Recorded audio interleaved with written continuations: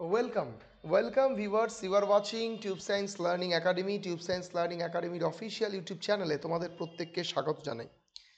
আজকে আমরা যে বিশেষ গুরুত্বপূর্ণ কিছু প্রশ্ন সমস্যা উঠে এসেছে ছাত্রছাত্রীদের মধ্যে, এবং সেগুলো হচ্ছে যে সমস্ত পরীক্ষার্থী যারা নতুন ধরো গ্র্যাজুয়েট কমপ্লিট করে বেরিয়েছে, যারা যারা এইচএস কমপ্লিট করে বেরিয়েছে, তাদের প্রত্যেকের মধ্যেই এই একটা খুব চিন্তার ভাঁজ পড়েছে যে স্যার এই যে কাস্ট সার্টিফিকেটের ইস্যু, আমি যে কত মেসেজ পেয়েছি টেলিগ্রাম আর হোয়াটসঅ্যাপে, অকল্পনীয়। আমার পক্ষে প্রত্যেকের রিপ্লাই দেওয়া সম্ভব নয়।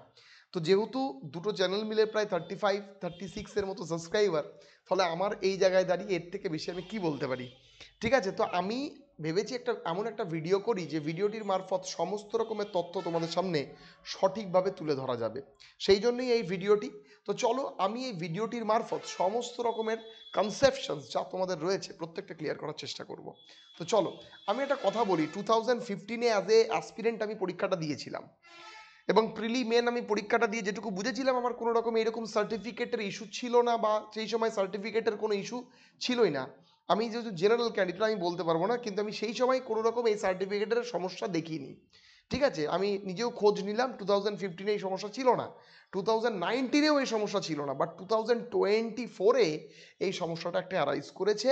এবং এই সমস্যাটা শুধু এখানে নয়, এলপি টেকনিশিয়ানস যে এলপির নোটিফিকেশান ছেড়েছিল তখন থেকেই কিন্তু স্টার্ট হয়েছে। ঠিক আছে, তো চলো আমরা সেটা নিয়ে একটু বিস্তারিত আলোচনা করে নেব যে কি রয়েছে। প্রথমেই তোমাদের প্রশ্নটা উঠে এসেছে যে রেলের ফর্ম ফিল আপে প্রচুর প্রশ্ন উঠে আসছে যে কাস্ট সার্টিফিকেটের সমস্যা। কাস্ট সার্টিফিকেটের কী সমস্যা? রাজ্য কাস্ট সার্টিফিকেট অ্যাকসেপ্টেবল নাকি সেন্ট্রাল কাস্ট সার্টিফিকেট দিয়ে করতে? অনেকজন আমাকে এটাও বলেছে যে স্যার আমি রাজ্য কাস্ট সার্টিফিকেট দিয়ে করে ফেলেছি, আমার এখন কি করণীয়, আমার আপনাকে বলুন, মাথা খারাপ হয়ে যাচ্ছে। কিভাবে দুদিনের মধ্যে সার্টিফিকেট পাবে? আমি দেখলাম, আমি যথেষ্ট অ্যানালাইজ, জানি না আমার ভিডিওটা করতে দেরি হলো, কারণ আমি পর্যাপ্ত এভিডেন্স ছাড়া আমি ভিডিও করি না, প্রত্যেকেই জানো। তো চলো আমরা শুরু করি। দেখো তোমাদের সমস্যাটা হচ্ছে এইখানে যে এসসি এসটি এবং ওবিসি এবং নন ক্রিমিলিয়ার, ওবিসি এর কিন্তু কিচ্ছু বলছে না, কিন্তু সমস্যাটা হচ্ছে এসসি এবং এসটির এই দুটো সেন্ট্রাল গভর্নমেন্টের সার্টিফিকেট লাগবে, এসসি এবং এসটি। ঠিক আছে, এসসি এবং এসটির ভালো করে বুঝবে। এবার কেন তোমরা বলতে পারো স্যার হট করে কেন? দেখো প্রত্যেকটা স্টেটেরই, তাদের যে সমস্ত স্টেটে সেন্ট্রাল গভর্নমেন্টের পার্টি নেই, তারা বিভিন্ন ক্যাম্পেনের মাধ্যমে বিভিন্ন কাজ করছে। যেমন আমাদের ওয়েস্ট বেঙ্গল গভর্নমেন্টেরই তুমি চিন্তা করো, দুয়ারে সরকার, সেইখানে প্রচুর পরিমাণে এসসি সার্টিফিকেট বেরিয়েছে লিগ্যাল ইল্লিগাল বিভিন্ন উপায়ে। তো সেই জায়গায় দাঁড়িয়ে সেন্ট্রাল গভর্নমেন্ট তার এক্সামিনেশনসে এটা বারবার বলছে যে আমাদের সার্টিফিকেট তুমি আনো। এইবার তোমার সার্টিফিকেট যদি ভ্যালিডেট সার্টিফিকেট হয়, রাজ্য স্তরে ভ্যালিডেট হয়, তোমার এমন কোনো ব্যাপার নাই যে তুমি সেন্ট্রাল গভর্নমেন্টে পাবে না। পাওয়া একবারে সহজ। কি কি করবে, কি বৃত্তান্ত আমি বলে দিচ্ছি।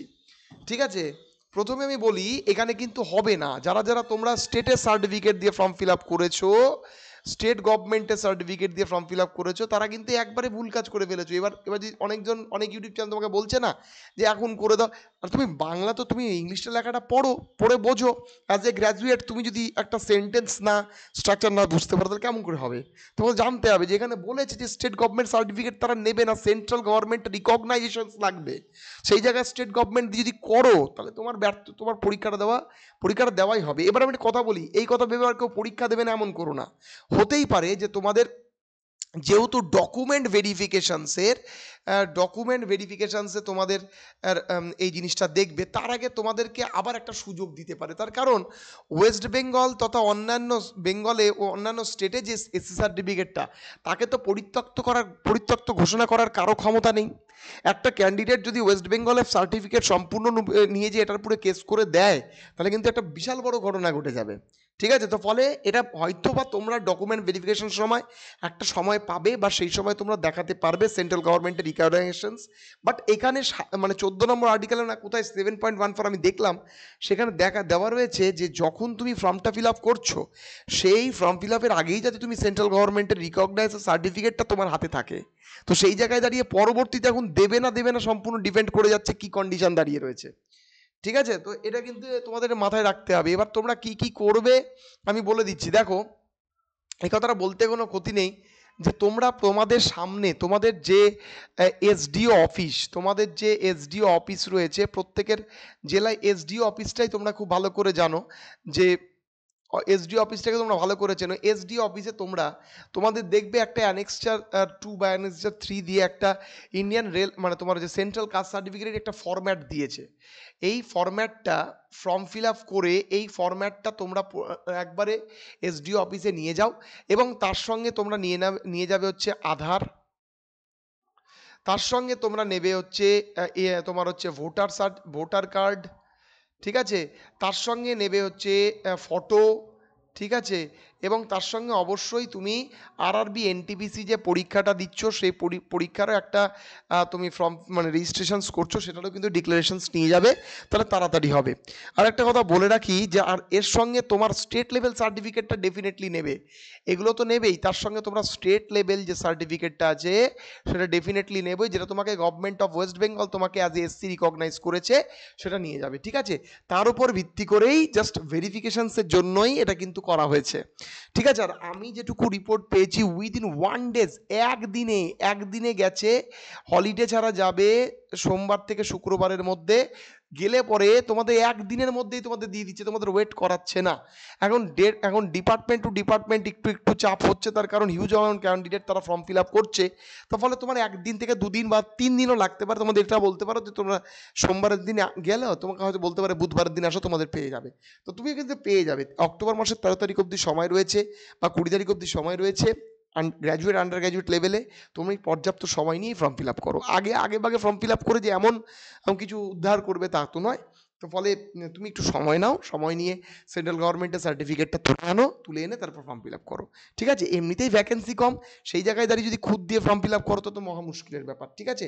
আমি সেটা বলে দিলাম, ঠিক আছে। যারা স্টেট লেভেলের ফর্ম ফিল আপ করেছো, যারা অলরেডি ফর্ম ফিল আপ করে ফেলেছো, যারা ফর্ম ফিল আপ করে ফেলেছো স্টেট লেভেলের সার্টিফিকেট দিয়ে, আমি তোমাদের বলি তোমাদের না মানে এরর, যেহেতু এটা একটা এররের মধ্যে পড়ছে, তোমাদের একটা ঠিক করার চান্স দিতে পারে, তো আমি তোমাদেরকেও বলবো যে তোমরা প্রত্যেকে গিয়ে একটা চান্স দিতে পারে, বলে না যে তোমার এরর কারেকশনসের যে ডেট থাকে, যে কারেকশন ডেট, সেখানে তুমি চান্স পাবেই আশা রাখি, এবং সেই জায়গায় যদি তুমি চেঞ্জ করে নিতে পারো, তো ফলে সেই জায়গায় দাঁড়িয়ে আমি তোমাদের বলবো যে ওবিসি তোমাদের এসসি এবং এসটিরা প্রত্যেকে গিয়ে তোমরা ওই সেন্ট্রাল গভর্নমেন্টের সার্টিফিকেটটা তুলে রাখো। আর শুধু এই রেলওয়ের এক্সাম নয়, রেলওয়ের এক্সাম শুধু এটা নয়, রেলওয়ের পরবর্তী যে সমস্ত এক্সামগুলো আসবে প্রত্যেকটা এক্সাম বা সামনে বছর যদি আসে তখনও তোমাকে নিতে হবে।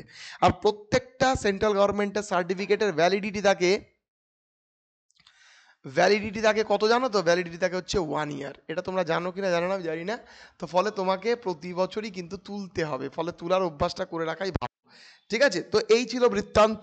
তো তোমরা যারাই ফর্ম ফিল আপ করছো খুব শান্ত মনে ভেবেচিন্তে ফর্ম ফিল আপ করো। ফর্ম ফিল আপ করাটা প্রয়োজন, কিন্তু সঠিক ফর্ম ফিল আপ করাটাও খুবই প্রয়োজন। তো ফলে আমি বৃত্তান্ত এবং সম্পূর্ণ কনসেপ্টটা আমি তোমাদের জানিয়ে দিলাম। স্টেট লেভেল, এবার অনেকজন একটা কথা বলছে, আমি একটা প্রশ্ন মাথায় আসলো, অনেকজন বলছে স্যার আমার তো এসডিও অফিস থেকেই আমি সার্টিফিকেটটা আমার ভ্যালিডেট, তাহলে কি আমি অ্যাপ্লাই করব? অনেকজন কিন্তু এসডিও অফিস থেকে কিন্তু তোমাদের এসসি সার্টিফিকেটটা বা এসটি সার্টিফিকেটটা ভ্যালিডেট হয়। তো সেটা কিন্তু তোমাকে কি করতে হবে, দেখো সাব ডিভিশনাল অফিসারের এখানে অফিসার না বলে এখানে সাব ডিভিশনাল ম্যাজিস্ট্রেট বলেছে।